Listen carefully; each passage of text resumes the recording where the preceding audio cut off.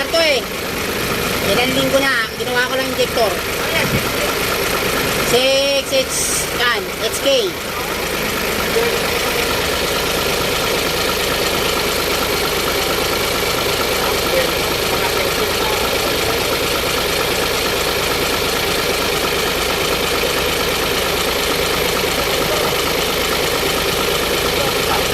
Ganda yan? Yan, injector. Nice ko injector yan.